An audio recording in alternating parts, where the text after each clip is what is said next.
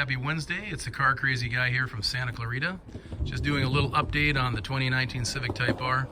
In the first video, I mentioned I had a couple of parts that were damaged, and I went ahead and replaced those. The first part was this lower sill, and it had a gouge on the black part here. Somewhere around here, there was a big old gouge.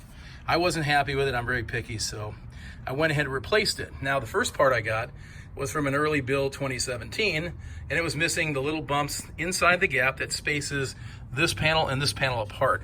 So I had the dealership order me a new one, gave them back the old one and replaced it. They made sure their warehouse guy found me the correct part for the correct year.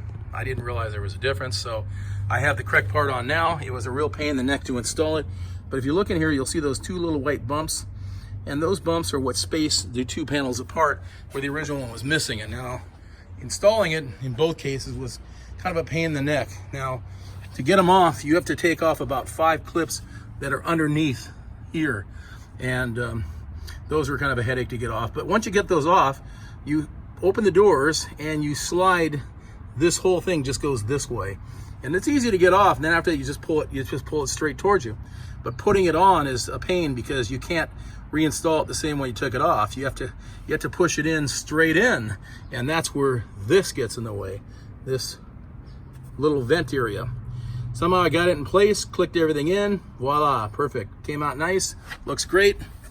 The second panel that was damaged was the fake vent that most people refer to as the fake vent, I should say. And it had a couple of scratches. There was one here and one here. Now, nice and shiny, no scratches. Now, a couple little things I've done too. In the last video, I showed the last fit lighting that I did inside. Pretty much the dome lights, which do not turn on unless you push the buttons.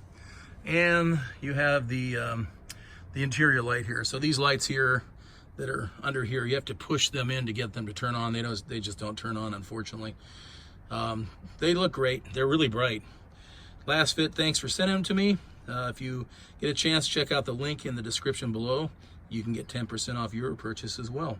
Now, the other thing I did was I changed the floor mats, and I got these awesome, I mean awesome, Honda Factory Performance red mats. They look beautiful. I love them. The other thing I did was I bought these side sills. They're Honda factory parts as well. So they say Type R on them. Unfortunately, the Type doesn't light up, just the R. Little disappointment there. On the other side, I put them on crooked, and thankfully the end of it was peeling up, so I was able to take it off and reposition it, and now it's stuck good and nice and even. So those are the couple of things I've done recently. It is a fantastic car. I just need to drive it more. You have these really nice LED lights, and I'm so happy I bought it. I cannot complain. So hopefully soon, if things work out financially, I'll be able to actually pay off half of the loan on this, sort of cutting the bill in half. I may just refinance it, and it'll give me some leeway to pay extra every month and try to pay it off sooner. Maybe hopefully in the next year to year and a half, I'll have the title to this thing. But I really want to get to the position in my life where I'm just completely debt-free. The house, I can't control that one, maybe at a later time, because that's a big note. So car is, a small note, about 10% of what I owe on the home. So I'm hoping to get out of debt soon.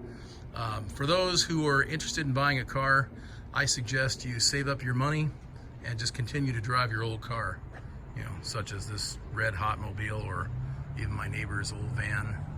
Save up your money, put a large down payment down, make sure your credit is in good shape before you apply for a loan. Check your credit.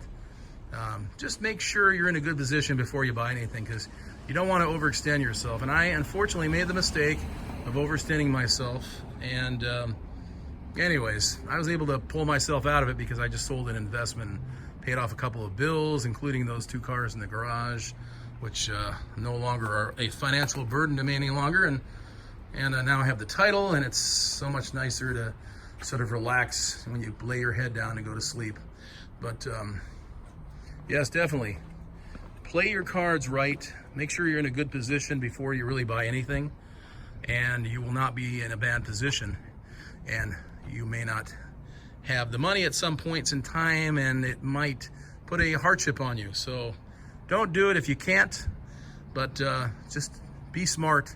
Buy what you can afford. Do not buy what you cannot afford. So learn from my mistakes. Luckily, I didn't have a catastrophic financial failure because I always have a backup plan in place. So those are some things I do to protect myself. With that said, I hope you have a great evening. It's the Car Crazy Guy here from Santa Clarita.